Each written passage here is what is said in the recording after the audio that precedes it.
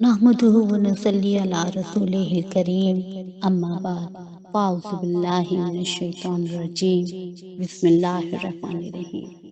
تذکرہ خلفاء راشدین، یہ کتاب PATF اسلامک انفو کی جانب سے پیش کی جا رہی ہے۔ اس کتاب کو آپ کے لیے ریکارڈ کریں گی ام جمال۔ اس کتاب کے مصنف ہیں علامہ مفتی جلال الدین احمد امجدی۔ آپ کا حلیہ۔ حضرت عثمان غنی رضی اللہ عنہ کا حلیہ اور سراپا ابن عساکر چند طریقوں سے اس طرح بیان کرتے ہیں کہ آپ درمیانے قد کے خوبصورت شخص تھے۔ رنگ میں سفیدی کے ساتھ سرخی بھی شامل تھی۔ چہرے پر چیچک کے داغ تھے۔ جسم کی ہڈیاں چوڑی تھیں۔ کندھے کافی پھیلے ہوئے تھے۔ پنڈلیاں بھری ہوئی تھیں۔ ہاتھ لمبے تھے جن پر کافی بال تھے۔ داڑھی بہت گھنی تھی۔ سر کے بال گھنگریالے تھے۔ دانت بہت خوبصورت تھے اور سونے کے تاڑ سے بندھے ہوئے تھے۔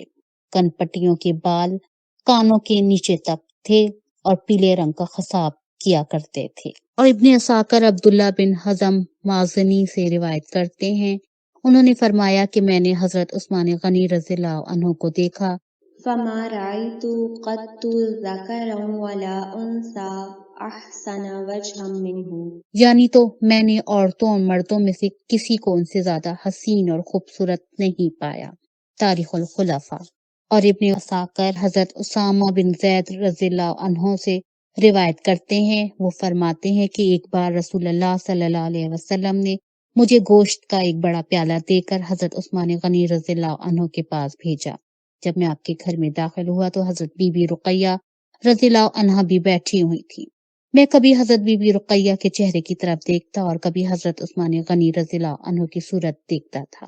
جب میں آپ کے گھر سے واپس ہو کر رسول اکرم صلی اللہ علیہ وسلم کی خدمت مبارکہ میں حاضر ہوا تو رسول مقبول صلی اللہ علیہ وسلم نے مجھ سے دریافت فرمایا کہ اسامہ، عثمان رضی اللہ عنہ کے گھر کے اندر تم گئے تھے؟ میں نے عرض کیا، یا رسول اللہ صلی اللہ علیہ وسلم، جی ہاں، میں گھر کے اندر گیا تھا۔ حضور صلی اللہ علیہ وسلم نے ارشاد فرمایا، کیا تم نے ان میاں بیوی سے حسین و خوبصورت کسی میاں بیوی کو دیکھا ہے؟ میں نے عرض کیا، یا رسول اللہ صلی اللہ علیہ وسلم، کبھی نہیں۔ یہ واقعہ غالباً آیت حجاب کے نازل ہونے سے پہلے کا ہے۔ تاریخ الخلفاء۔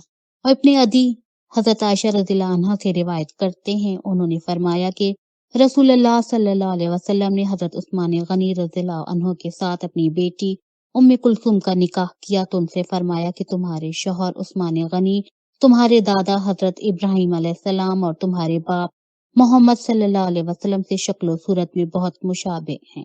تاریخ الخلفاء۔ یہ کتاب PATF اسلامک انفو کی جانب سے پیش کی جا رہی ہے۔ حضرت عثمان غنی رضی اللہ عنہ اور آیات قرآن۔ حضرت عثمان غنی رضی اللہ عنہ کے حق میں بھی قرآن مجید کی آیات کریمہ نازل ہوئی ہیں۔ جنگ تبوک کا واقعہ ایسے وقت میں پیش آیا جبکہ مدینہ منورہ میں سخت قحط پڑا ہوا تھا اور عام مسلمان بہت زیادہ تنگی میں تھے، یہاں تک کہ درخت کی پتیاں کھا کر لوگ گزارا کرتے تھے۔ اسی لیے اس جنگ کے لشکر کو جیش اسرا کہا جاتا ہے، یعنی تنگ دستی کا لشکر۔ ترمذی شریف میں حضرت عبد الرحمن بن خباب رضی اللہ عنہ سے روایت ہے، وہ فرماتے ہیں کہ میں رسول اللہ صلی اللہ علیہ وسلم کی خدمت میں اس وقت حاضر تھا جبکہ آپ جیش اسرا کی مدد کے لیے لوگوں کو جوش دلا رہے تھے۔ حضرت عثمان غنی رضی اللہ عنہ آپ کے پرجوش لفظ سن کر کھڑے ہوئے اور عرض کیا، یا رسول اللہ صلی اللہ علیہ وسلم، میں 100 اونٹ پالان اور سامان کے ساتھ اللہ کی راہ میں پیش کروں گا۔ اس کے بعد حضور صلی اللہ علیہ وسلم نے صحابہ کرام رضوان اللہ تعالی علیہم اجمعین کو سامان لشکر کے بارے میں ترغیب دی اور امداد کے لیے متوجہ فرمایا تو پھر حضرت عثمان غنی رضی اللہ عنہ کھڑے ہوئے اور عرض کیا، یا رسول اللہ صلی اللہ علیہ وسلم، میں 200 اونٹ، ماں، ساز و سامان اللہ کے راستے میں نذر کروں گا۔ اس کے بعد پھر رسول کریم صلی اللہ علیہ وسلم نے سامان جنگ کی درستگی اور فراہمی کی طرف مسلمانوں کو رغبت دلائی۔ پھر حضرت عثمان غنی رضی اللہ عنہ کھڑے ہوئے اور عرض کیا، یا رسول اللہ، میں 300 اونٹ پالان اور سامان کے ساتھ خدا تعالیٰ کی راہ میں حاضر کروں گا۔ حدیث کے راوی حضرت عبد الرحمن بن خباب رضی اللہ عنہ فرماتے ہیں، میں نے دیکھا کہ حضور صلی اللہ علیہ وسلم منبر سے اترتے جاتے ہیں اور فرماتے جاتے ہیں ما علی عثمان ما عمل بعد هذه، یعنی ایک ہی جملے کو حضور سید عالم صلی اللہ علیہ وسلم نے 2 بار فرمایا۔ اس جملے کا مطلب یہ ہے کہ اب عثمان کو وہ عمل کوئی نقصان نہیں پہنچائے گا جو اس کے بعد کریں گے۔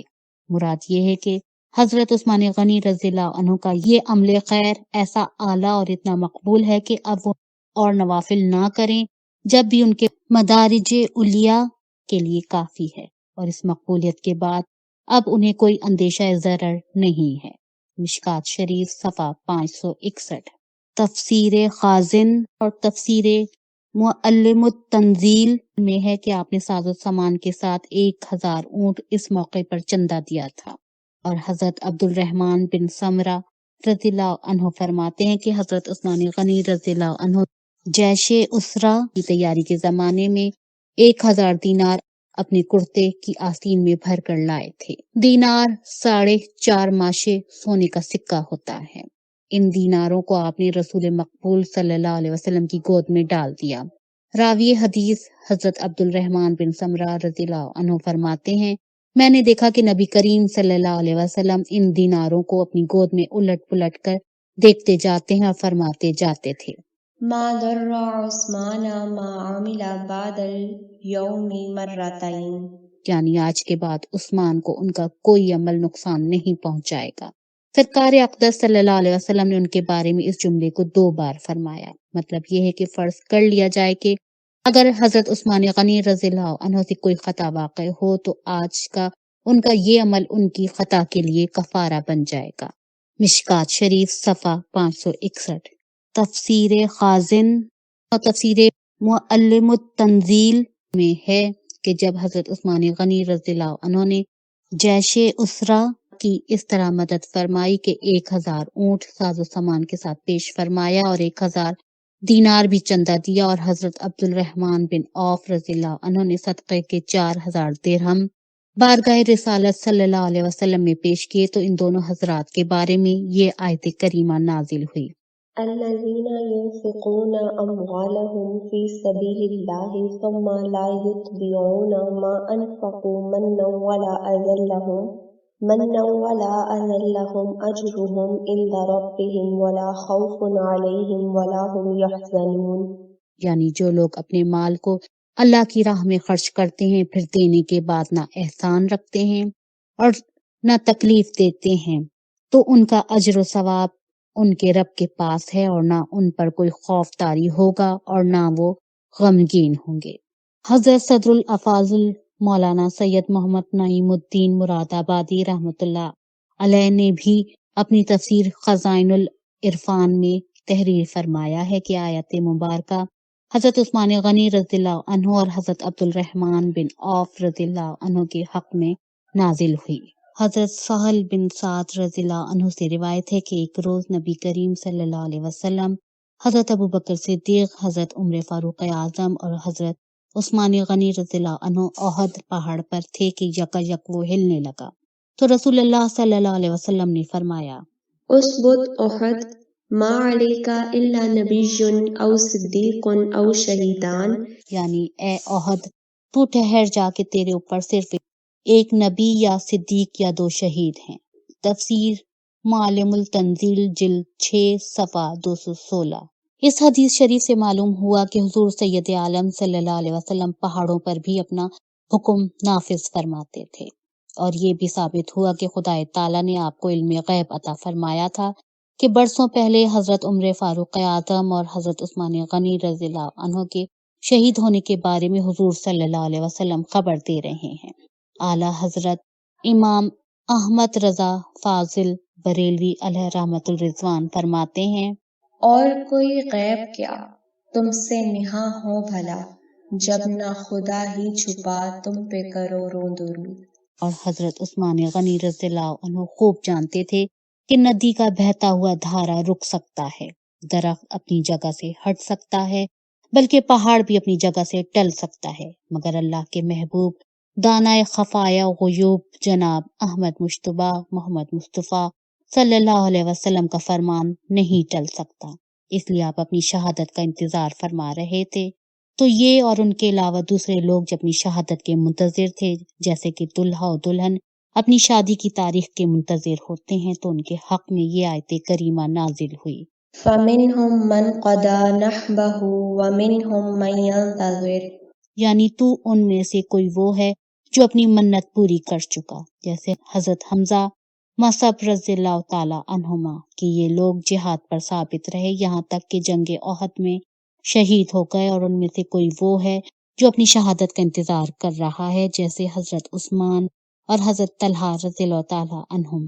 اور حضرت علامہ اسماعیل حقی رحمۃ اللہ علیہ تحریر فرماتے ہیں کہ مدینہ منورہ میں ایک منافق رہتا تھا، اس کا درخت ایک انصاری پڑوسی کے مکان پر جھکا ہوا تھا جس کا پھل ان کے مکان میں گرتا تھا۔ انصاری نے سرکار اقدس صلی اللہ علیہ وسلم سے اس کا ذکر کیا۔ اس وقت تک منافق کا نفاق لوگوں پر ظاہر نہیں ہوا تھا۔ حضور صلی اللہ علیہ وسلم نے اس سے فرمایا کہ تم درخت انصار کے ہاتھ بیچ ڈالو، اس کے بدلے تمہیں جنت کا درخت ملے گا، مگر منافق نے انصاری کو درخت دینے سے انکار کر دیا۔ جب اس واقعے کی خبر حضرت عثمان غنی رضی اللہ عنہ کو ہوئی کہ منافق نے حضور صلی اللہ علیہ وسلم کے فرمان کو منظور نہیں کیا، تو آپ نے پورا ایک باغ دے کر درخت اس سے خرید لیا اور انصاری کو دے دیا۔ اس پر حضرت عثمان غنی رضی اللہ عنہ کی تعریف اور منافق کی برائی میں یہ آیت کریمہ نازل ہوئی۔